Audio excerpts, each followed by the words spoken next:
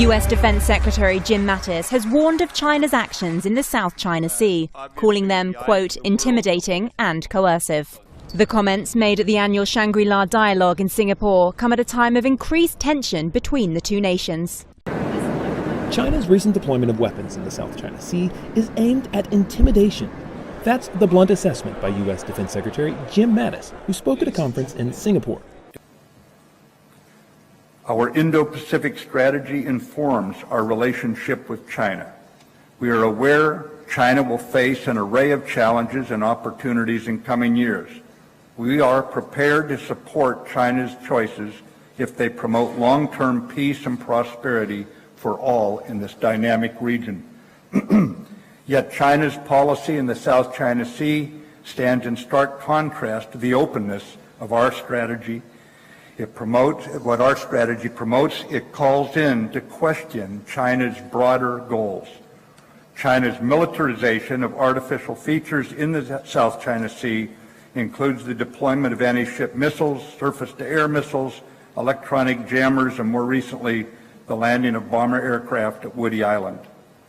Despite China's claims to the contrary, the placement of these weapon systems is tied directly to military use for the purposes of intimidation and coercion. China's militarization of the Spratlys is also in direct contradiction to President Xi's 2015 public assurances in the White House Rose Garden that they would not do this.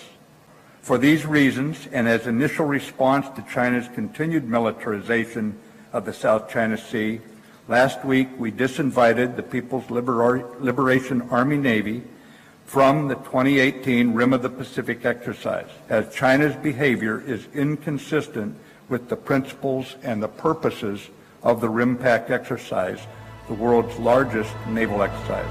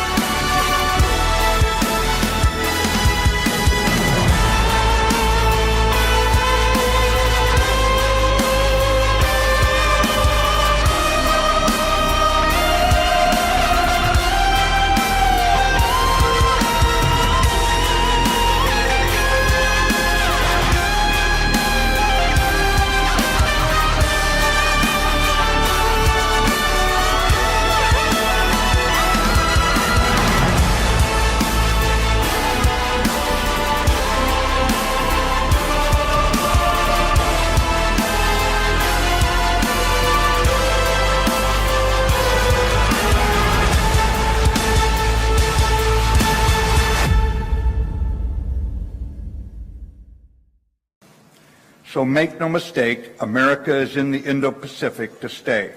This is our priority theater. Our interests and the regions are inextricably intertwined.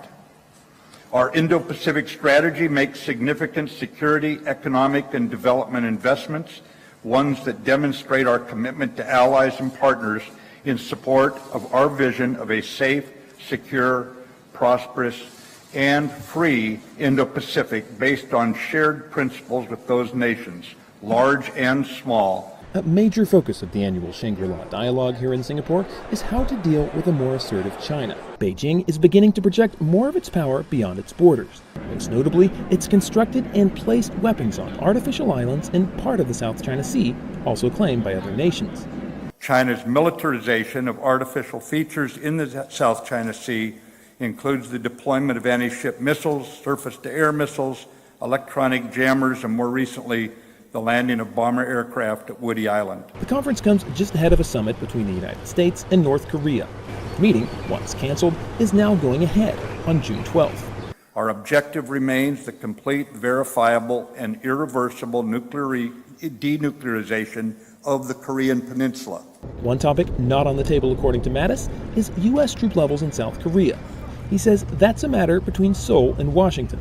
Mattis has refused to say whether he's optimistic about the North Korea talks.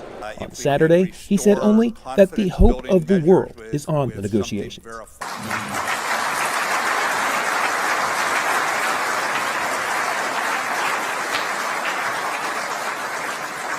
Thank you. A couple of years ago, the United States sent the Antietam missile cruiser and the Hawkins missile destroyer to China's territorial waters. And I think it is a violation of the law of the People's Republic of China on territorial waters and the contiguous zone. And also, it is obvious provocation to China's national security and territorial integrity. I think it is the militarization in the South China Sea under the name of the freedom of navigation. So I'd like to have your comment on this. Yeah, Colonel, I think it goes to a fundamental disconnect between the way the international tribunals have looked at these waters.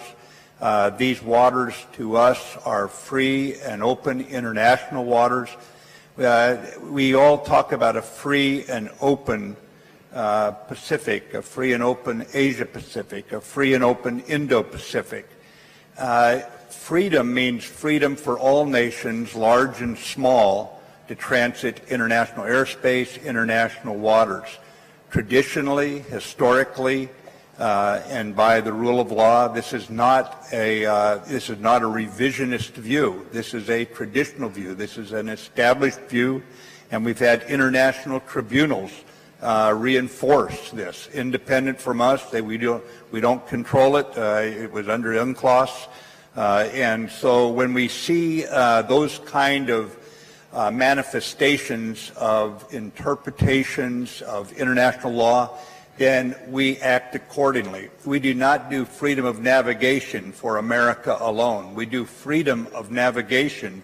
It's freedom for all nations, large and small, that need to transit those waters for their own prosperity. And they have every reason to do so.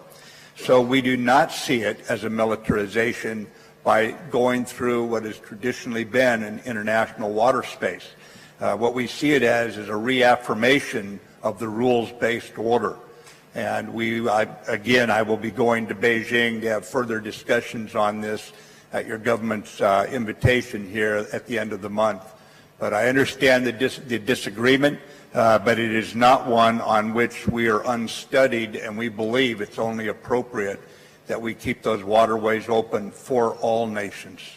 As the Trump administration tries to strengthen our alliances and partnerships to implement what your own national defense strategy calls our strategic competition with China, the way in which the Trump administration is picking fights with allies and partners, for example on trade, but certainly not exclusively on trade, seems profoundly counterproductive.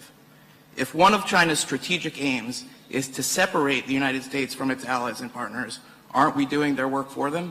Thank you.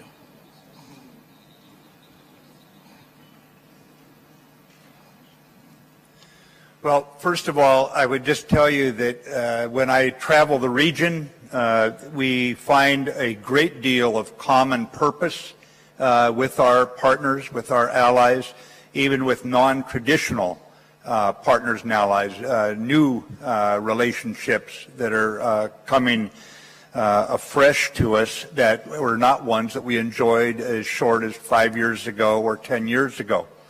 So in the reality of what I find as I travel, the short answer is no, we are not. Now, there are areas where friends disagree. There are areas where we compete in trade. But there is an underlying basis, a fundamental respect for certain values.